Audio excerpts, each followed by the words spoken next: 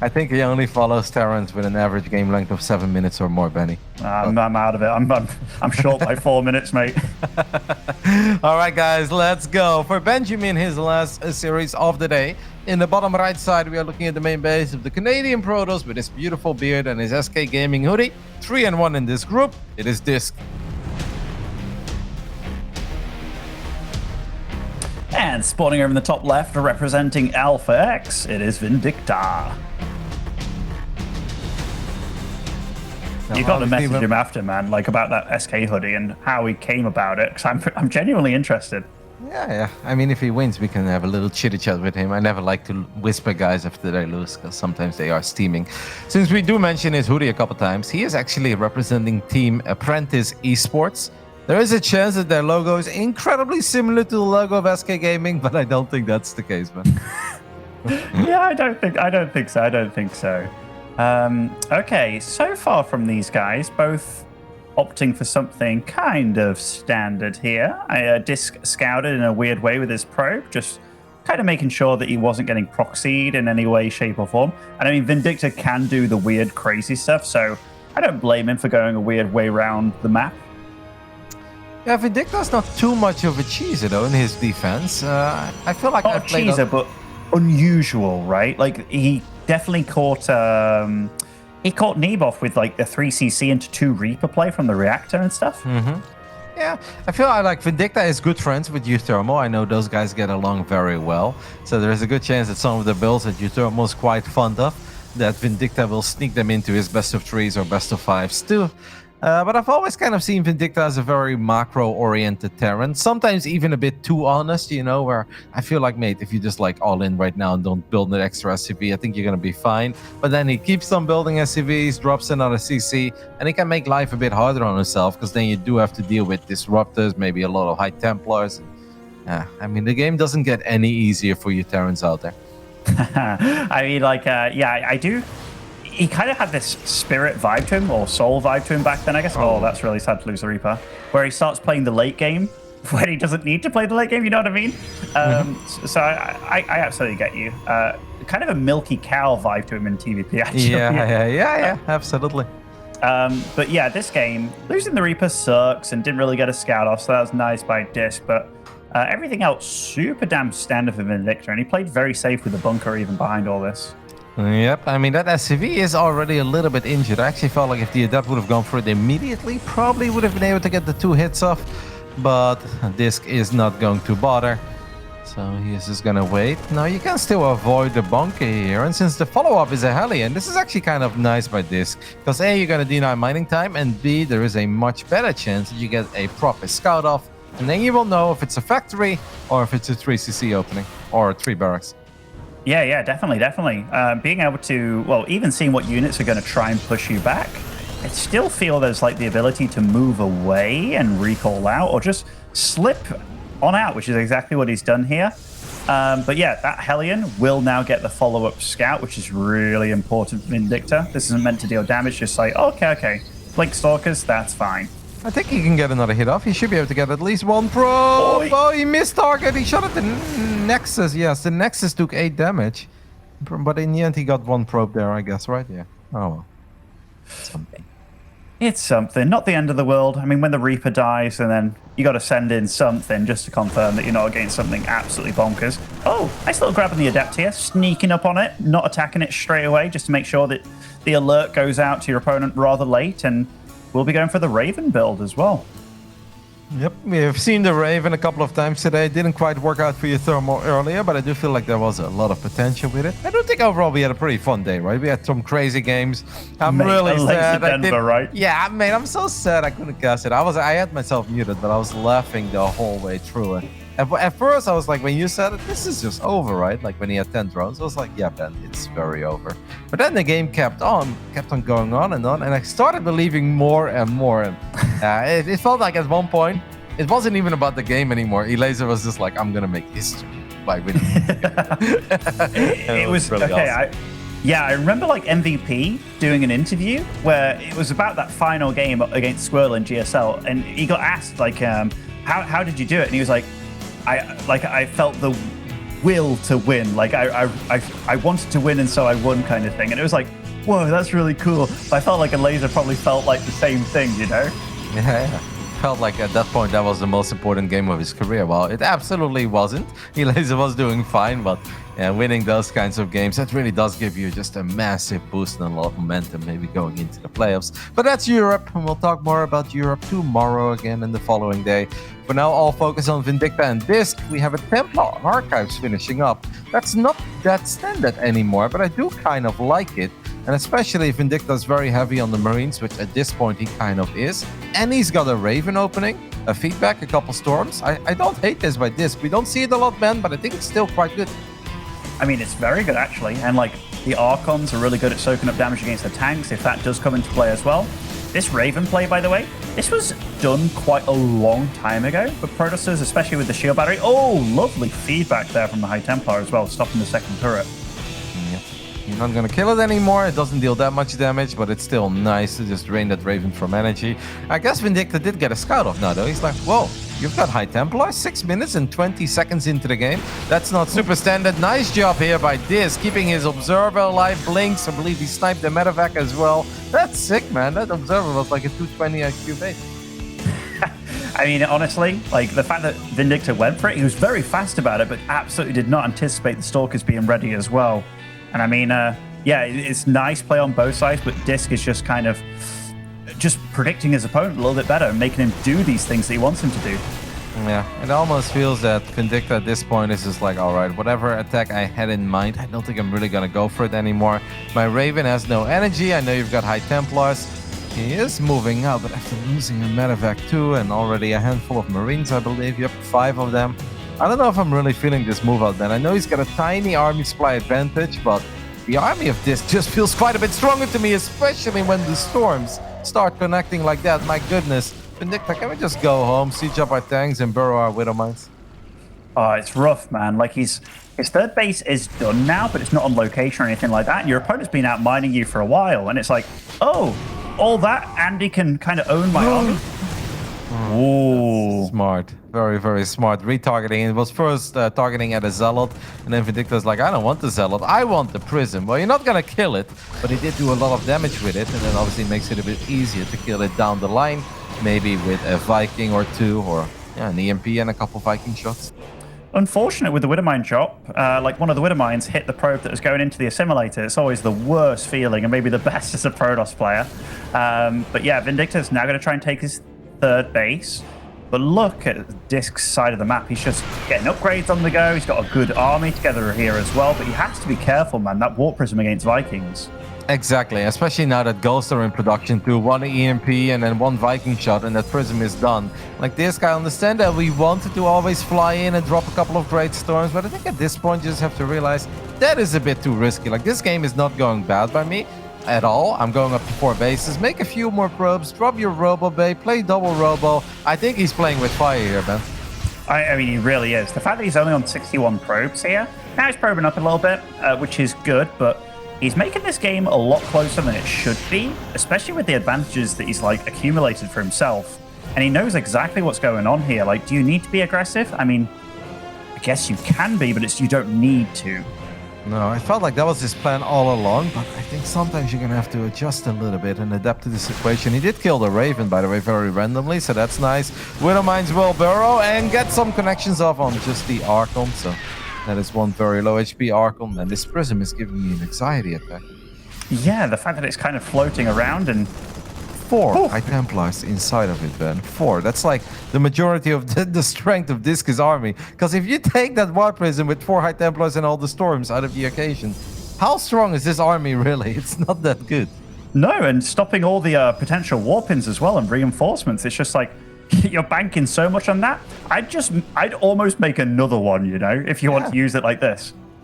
Oh, he's going to go for it again. There is a Widow Mine in the front. Does get a cancel. There is an army of Vindicta at the bottom side of the map. kind of wonder what he's going to do with it. It seems like he's just going to try to stim towards the 4th base.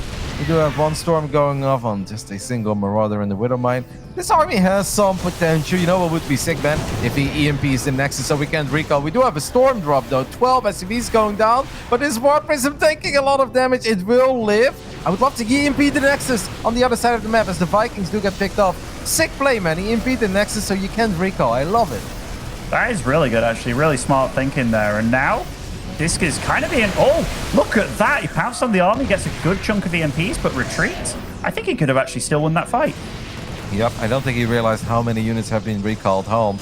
Scan goes off and one Vindicta pick up immediately, try to get out. Okay, that's the empty med effect. That's the full one though, and with the ghost inside of it, some very precious cargo. But at the same time, a Liberator is making a bit of justice rain on the right side. This game is heating up, and DisK is sitting on 2,000 minerals. He needs to rebuild that Nexus, and I don't know, just warp in a bunch of pylons, gateways, anything, really. Yeah, like, this isn't the DisK that I am super used to seeing, you know? Like, how many gateways does he have? He has 10 gateways to use, man. And I mean, that's a lot of supply just kind of dwindling. I know he wants to whip out some Colossus and stuff, but it feels a little bit all over the shop. I know he's done a lot right, but he can't get ahead of himself here. No, and we did say that Vindicta is very familiar with the late game. These are scenarios that Vindicta absolutely does not shy away from. It feels always like, man, why do you make life so hard? You know, Terran players can win games in dirty ways too, but he loves making it complicated. He loves going for these kinds of games. We do have a little bit of a run by with a few Zealots that are going to get on top of tanks, but the armies are clashing as well. The storms are massive though. One stray High Templar in the center of the map lands a juicy one in the center of the bio units. Oh, it's always sad hearing those ghosts die here. They're just getting chased and... Oh... Pretty brutal, man. And DisK warps in a few more Stalkers. We'll get that medevac as well. British troubles here. I mean, like, Vindicta is obviously trying to get a lot of damage done, and I think he's doing the right stuff, but it's very hard to deal with this army now. Like, this is a proper brawler army from DisK. Yeah, not too many robo units. I mean, there's only one Colossus here, but there are 2 extra Colossus making their way through the center. Yeah, 3 Colossus is going to be very hard, especially after 1 or 2 of the tanks got picked off by the Zealot run-by. That's going to make it a bit easier for DisK to get on top of the remaining units of Vindicta. This Sensor Tower is going to get picked off. Funka is in shambles. He knows how expensive they are. It's going to be very difficult for DisK to hold. For Vindicta, yeah. And I mean, like, Thermal Lance isn't even finished yet. The MPs land, they're pretty good, but man, he's using his Stalkers so aggressively. GG. I mean, it wasn't super easy for DisK by any means, but he definitely played a pretty good game overall, despite a few things making it a bit trickier for himself than maybe he should. Yeah, I think that move out in the end, and that really costed Vindicta, because his army was not quite all in the right place, and he was doing too many things at once. He was dealing with Zealots at home, he was still dropping the main, and it actually felt that if he would have just waited, get his 4th base up and running, his army was about to get a nice power spike, because he did do a great job in keeping the economy of this at bay at one point. You know, there were more SCVs than there were probes, like 12 minutes into the game. That's something that most Terran players will be quite pleased with, but I think he got a bit ahead of himself there. Yeah, definitely. I'm always curious, because I know DisK is a guy that likes his Blink Stalkers and what have you. I do wonder why, after he kind of deflected the 2-base attack, that he wasn't just like, all right, let's get like the 4th base running, really serious economy. Instead, he turned into kill mode, which I think is where there's way more potential to throw the game, you know? Even though it all worked out for him in the end, that would round him out like as a really solid overall Protoss, I feel. Yep. If he would have been, instead of at 62 probes for as long as he would have been at 75, and he would have dropped the 2nd Robo in the Robo Bay a solid minute and a half quicker. There really is not a worry in the world for him. He's just going to be ahead for a long time until Vindicta truly has 4 bases up and running. And once Vindicta spreads himself thin across 4 bases, it's a lot easier for DisK to pounce anyway, right? And find those openings, whether it's with a Prism in the main or more Storm drops. But overall, that was a fun game though, and DisK did what he had to do. He gets back into the winning column after his losing best of 3 yesterday, but it's just one map. Yesterday he went down 0-2, so it must feel good to get game 1 under his belt, but he's not there yet, and he knows it. In the bottom right side, we are looking at the main base of our Canadian Protoss with his magnificent beard. This is DisK. That beard's going to be me next week, Kev. I tell you, I'm growing it. And spawning over in the bottom left of Blackburn, representing Alpha X, it is Vindicta.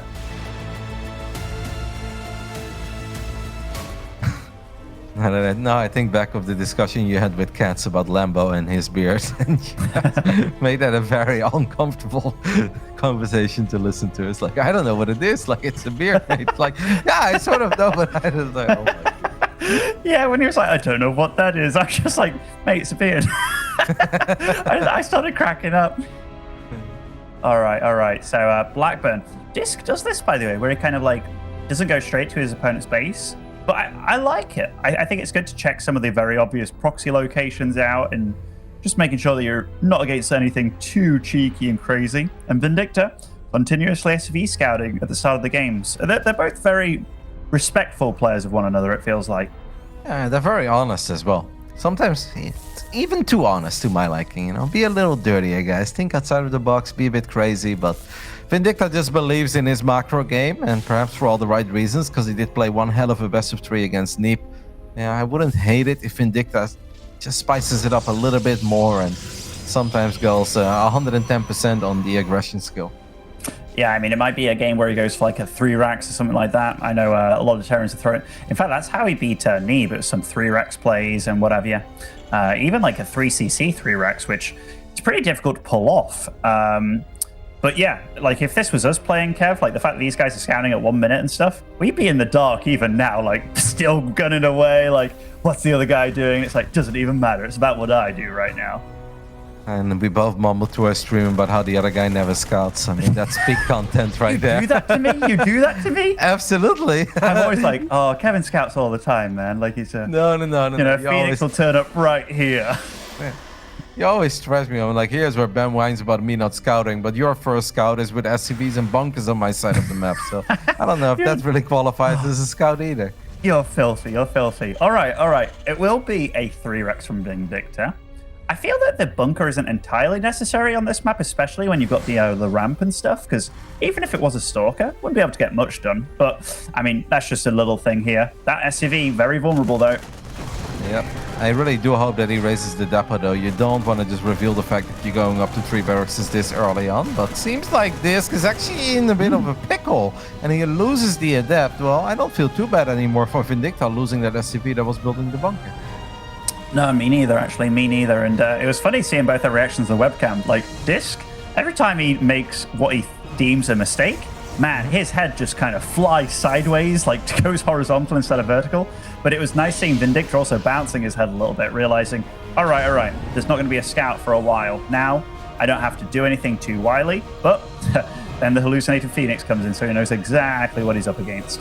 Yeah, that's really nice about DisK's build order, man, because like it's very easy to think like, I want to get a couple of extra stalkers just in case there is some early aggression heading my way, and I think stalkers are going to be slightly more microable than a sentry, but now at least he knows that he's going up against the 3-rex, and he knows he doesn't need to keep units on the edge of his main base to worry about like some sort of a medevac drop or a Hellion drop. So well done, I like it. Once more, just very honest, right? Starts off with the probe scout, the adept follow-up, and then a hallucinated sentry, all before the 4-minute mark.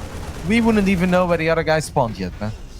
No, absolutely not. Like, I'm just thinking about it now. Interesting choice to go for 3-rex on this map of all maps, because I'm like, that single ramp is so easy to force field off and stuff. Like, don't get me wrong, I think the 3-rex can be decent almost no matter what you go up against, unless it's like a, you know, Colossus drop build or something like that. But yeah, definitely interesting choice. I mean, if he can just keep DisK on 2 bases a bit longer than DisK would normally be on 2 bases, then the 3-rex is already successful, right, in a weird way. If you can force DisK to take all 4 gases and not warp in a 3rd Nexus. I mean, we're almost 5 minutes into the game, and DisK has not warped in a Nexus yet. Seems like he is kind of building up the resources now. Good micro there, by the way, getting a Marauder. Those are the pickups that you look for as a Protoss player. Certainly. And I mean, that factory is not even done yet. So medevacs to heal these units, they're not going to be out for a while. And yeah, you talked about that 3rd not going down for a bit, but I actually feel that's more about DisK's play. Like here he's going for the warp prism and stuff. It looks like he actually wants to bully around the 3-rex a bit, which that part of this is crazy to me. Yeah, maybe he just knows how Vindicta likes to play it, and no matter how the early game goes, and no matter if the Protoss is aware of it or not, Vindicta will make his move out. And I guess if you have that Prism there immediately around the corner, just a couple of Zealots can definitely mess the Terran player up if all the buy units are making a journey to the other side of the map. If he keeps on warping Stalkers and he blinks into the main base, then I'm with you. Then it's wild. Yeah, and I mean, he could very well do that. It's just like, say if this was a map like Romanticide, doing the 4-Stalker hit squad against the 3 racks, like with the Warp Prism, that can always be nice, because then it's like the Terran can't really do much against it. But yeah, just funny. Like, I'm looking at DisK macro right now. He's not been producing probes for quite some time with this, so... yeah. He's going to lose a lot of units here. Yep, Yeah, he's losing a lot of units here, and that Warp Prism is actually a bit low on HP too, so he has to be careful. He does have a Robo-Bay finishing up, so he can always start up with a Colossus. Now he actually makes an Immortal, and he's like, never mind, I cancel the Immortal, I want a Colossus to deal with Stim Marines. The problem is, though, if you only have Stalkers and a Colossus, then just 3, 4, or at this point even 6 Marauders, 7 Marauders even, my goodness. That's so many Marauders. A Colossus alone is not going to be able to hold the door here, Ben. No, but I really feel like this macro has been really weird, man. Like, he prioritizes so much. Yeah, he puts so much of his time into this Stalker micro that he hasn't even been trading super well. Like, some of the fights were good, but some of the fights absolutely not. I actually think he's in serious trouble here. Here is the Stim. I like that Vindicta goes for the battery immediately. DisK is trying to buy some time for Big Daddy Colossus to show up. But now the Marauder's going to Stim forward. Good force fields, though. Just the right amount of units sneak through. And now DisK can actually blink forward. And even though his economy is not what Sweet Protoss dreams are made of, I gotta say, I'm actually kind of impressed with the way he handled that. Me too. That could have been a situation where I actually thought he might die, depending on how Vindicta micros and fights and stuff. But yeah, that was nice. All his units in a splodge there. The force fields were great. But Vindicta's launching the second wave here. But DisK also doesn't want to give him any time to breathe with this Warp Prism. Yeah, 2 Zealots is not quite enough, though. There are 3 fights happening now at once. This fight in the top side is not going too poorly for DisK, of course, as he kills the Medivacs. But this also means that his main base is wide open. There is a recall available, right? He already recalled something. I don't know what the hell he recalled. I guess Stalkers earlier. Oh, no, that means he's going to lose a lot of workers here. But Vindicta, he's actually just getting on out of there. I don't think those Zealots would have won that fight against that. Absolutely not. A couple Zealots would not have been good enough. Yeah, it definitely feels like a trend in America feels like players don't know when to be timid and when not. I felt that about Mechanic a little bit against Neeb as well. Sort of warp in. If you can keep that alive, which it looks like you can, hey, not bad. Yeah, only lost a single Zealot there. That could have been worse. There's still 2 Medivacs in the bottom side of the map. DisK is now the one running towards the other side, where he will find a few SCVs. But this is crazy, man, because this army feels so vulnerable. Imagine if these Marauders stim down the ramp. There are a couple of force fields available, not too many. I mean, it's working out, but this feels like such a crazy move out to me. Yeah, and DisK just warped in lots of units to deny this drop on slow warp-ins here. Slow warp-in. No. And that means we are forced to recall. Can we blink to kill a Medivac? Yes, I think we get one. Nice unload on the tank. Can he get a Stalker? My goodness, I love that by Vindicta. It may not seem like a lot, but those are the little feels good moments, man. I do feel that Vindicta is actually playing quite well when the skirmishes happen. Yeah. Like, always targeting the right units and stuff. And yeah, the fact that DisK is kind of forcing this game into a low eco situation constantly makes me think that he's uncomfortable playing the normal macro game, which I don't think he should be.